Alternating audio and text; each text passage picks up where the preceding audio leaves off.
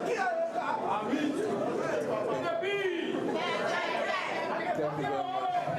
me extend my compliments to our ambassadors. I hear African ambassadors and other ambassadors have been invited here. Let me extend my compliments to you and also extend my compliments to my fellow countrymen and women who have come out here to honor us this evening.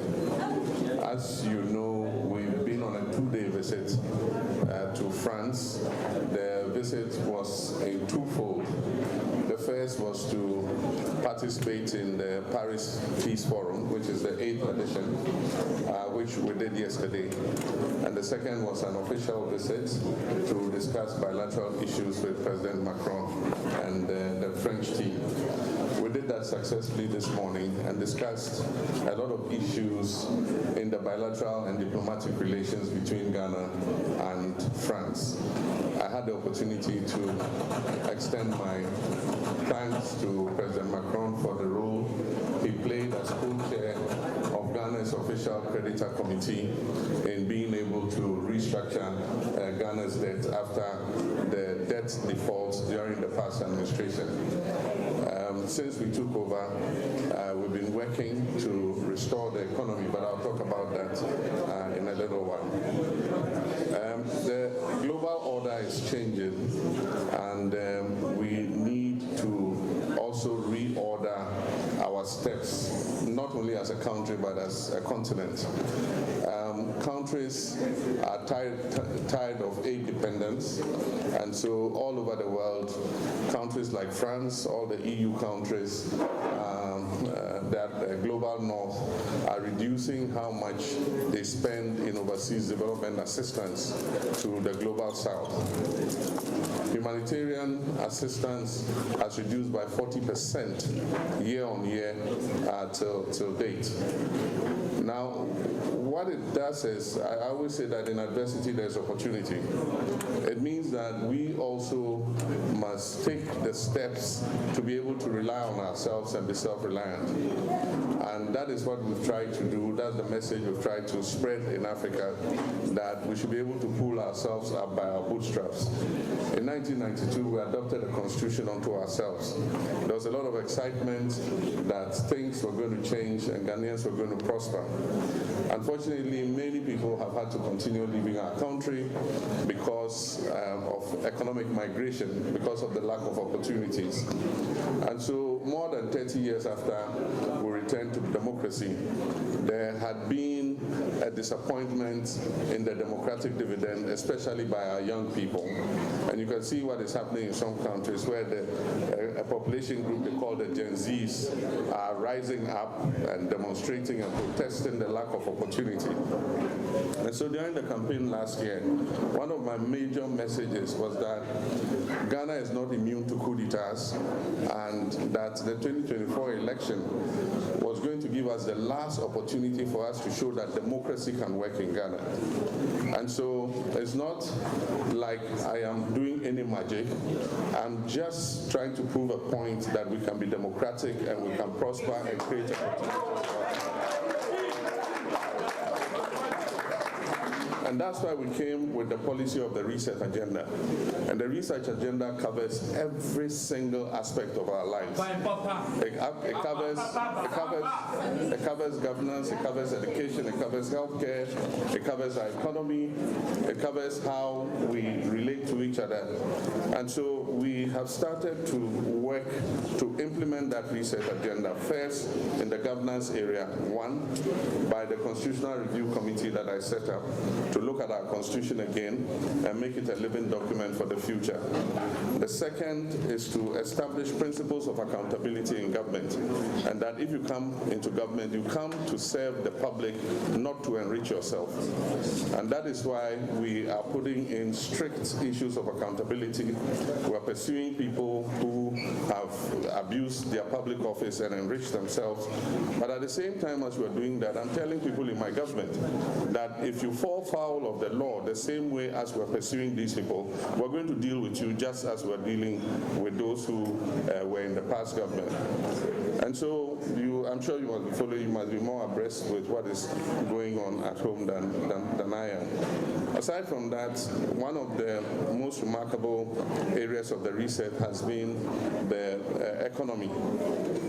As at the time we took over in January, there was a lot of despair in Ghana.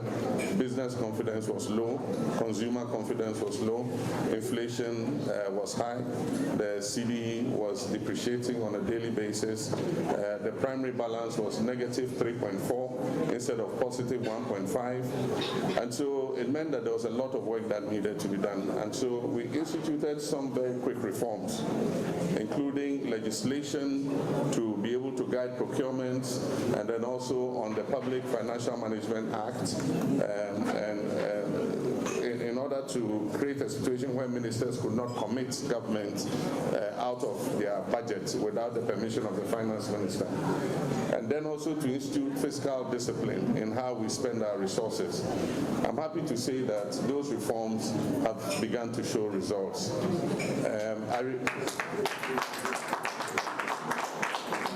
Inflation has fallen, the CD has stabilized, and growth has returned. In the second quarter of the year, the economy grew by 6.3%. The CD has become more stable as a currency. I'm sorry about the effect it's having on your remittances.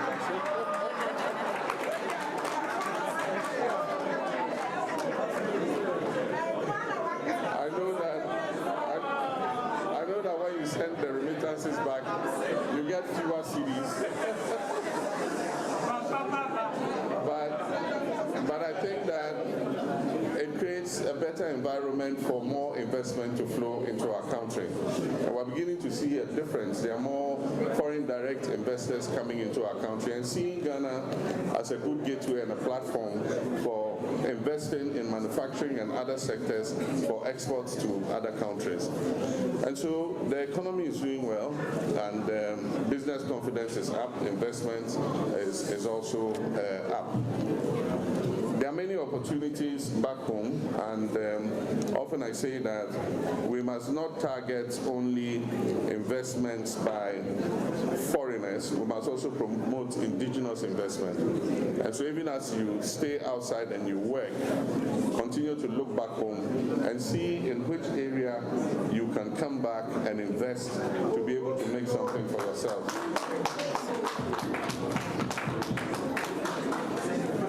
On the continental plane, Ghana's respect as the Black Star of Africa has returned. Everywhere I go, Ghanaians tell me that they now feel proud again to be identified as Ghanaian. And so I can assure you that we'll continue to make your country a better place, so that if at any time you decide that, look, I want to come back home, you come back to a country that is better than you left.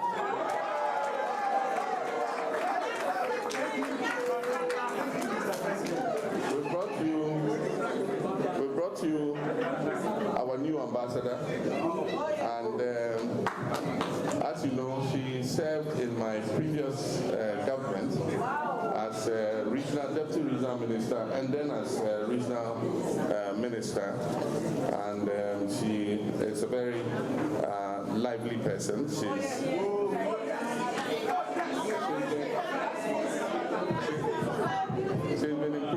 She's been trying to improve my French since I came here.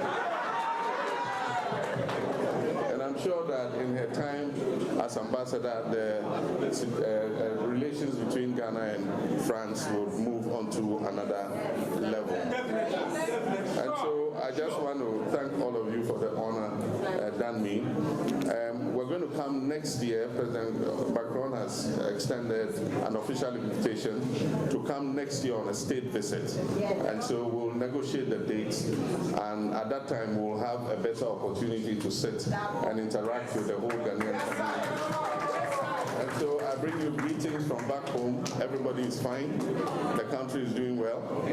And we say thank you very much. Continue to remember Ghana. Long live Ghana, long live France, long live our bilateral relations. Thank you very much. Thank you, His Excellency John Mahama. The guy there is raising his hand. I don't know. I see. Ask him, but you can